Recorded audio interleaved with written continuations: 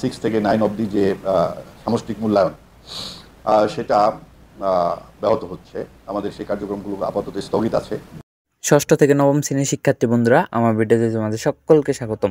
তো তোমাদের মূল্যায়ন পরীক্ষা কবে হবে কিংবা ওই মূল্যায়ন পরীক্ষা আরও হবে কি না, তো তোমরা কিন্তু এটা অনেকেই জানো না। তো যারা নতুন কারিকুলামে পড়ছে তারা কিন্তু এই মূল্যায়ন কার্যক্রম নিয়ে কিন্তু এই টেনশনে আসছো যে মূল্যায়ন কার্যক্রমটা আবার হবে কি না। তো আজকে ভিডিওতে এটাই বলবো। তো ভিডিওটা সম্পূর্ণ না টেনে দেখার অনুরোধ রইল। আর তুমি যদি আমার চ্যানেল নতুন হয়ে থাকো, অবশ্যই চ্যানেলটাকে সাবস্ক্রাইব করে পাশে থাকা বেল আইকনটা ক্লিক করে রাখবে।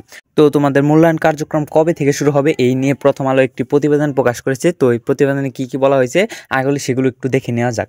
তো এখানে কি বলা হয়েছে দেখো, 1 মাসের অচলাবস্থা কাটিয়ে শিক্ষা প্রতিষ্ঠানগুলোর শ্রেণী কার্যক্রম শুরু হচ্ছে আজ রোববার থেকে, অর্থাৎ আজ রবিবার থেকে সকল শিক্ষা কার্যক্রম কিন্তু এই পূর্ণভাবে চালু হয়েছে। তো শিক্ষা মন্ত্রণালয়ের অধীনে শিক্ষা প্রতিষ্ঠানগুলো আজ থেকে খুলে দেওয়ার নির্দেশ রয়েছে। তারপরে প্রাথমিক বিদ্যালয়গুলো পুরোদমে চালুর নির্দেশ দেওয়া হয়েছে।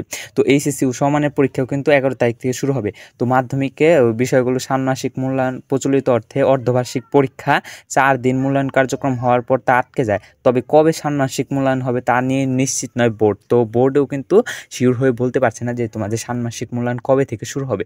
তো এখানে আর কি বলা হয়েছে দেখো, নতুন শিক্ষাক্রম অনুযায়ী গত 3 জুলাই থেকে সারা দেশে মাধ্যমিক বিদ্যালয়গুলো ষান্মাসিক মূল্যায়ন বা প্রচলিত অর্থে অর্ধবার্ষিক পরীক্ষা শুরু হয়েছিল। তো জাতীয় শিক্ষাক্রম ও পাঠ্যপুস্তক বোর্ডে এনসিটিভি হিসাব অনুযায়ী সারা দেশে প্রায় 1 কোটির মতো শিক্ষার্থী মূল্যায়ন কার্যক্রমে অংশ নেয়। তার মানে তোমাদের প্রায় 1 কোটি শিক্ষার্থী কিন্তু এই মূল্যায়ন কার্যক্রমে অংশ নেয়। তো মোট 10 দিনের মধ্যে মূল্যায়ন কার্যক্রম হওয়ার কথা ছিল। তো 10টি পরীক্ষা ছিল, তো 10 দিনেই তোমাদের কিন্তু মূল্যায়ন কার্যক্রম হওয়ার কথা ছিল। কিন্তু 4 দিন মূল্যায়ন কার্যক্রম হওয়ার পর তা আটকে যায়। তো ঢাকার একটি বেসরকারি মাধ্যমিক বিদ্যালয় সরকারি শিক্ষক নাম না প্রকাশ করার শর্তে প্রথম আলোকে বলেন যে নতুন শিক্ষাক্রম অনুযায়ী এই মূল্যায়ন কার্যক্রম শুরু হয়েছিল।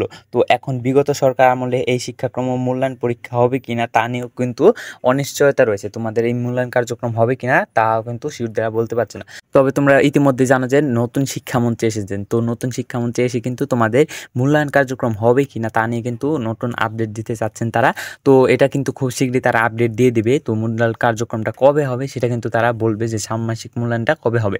তো আপাতত কিছু বলা যাচ্ছে না, এটা বললে কিন্তু আমি তোমাদের ভিডিওর মাধ্যমে বলে দেবো। তো ততক্ষণ পর্যন্ত অবশ্যই সবাই চ্যানেলটাকে সাবস্ক্রাইব করে পাশে থাকা বেল আইকনটা ক্লিক করে রাখবে। তো আজকের মতো এখান থেকে বিদায় নিচ্ছি। আর ভিডিওটি সম্পূর্ণ দেখার জন্য অসংখ্য ধন্যবাদ।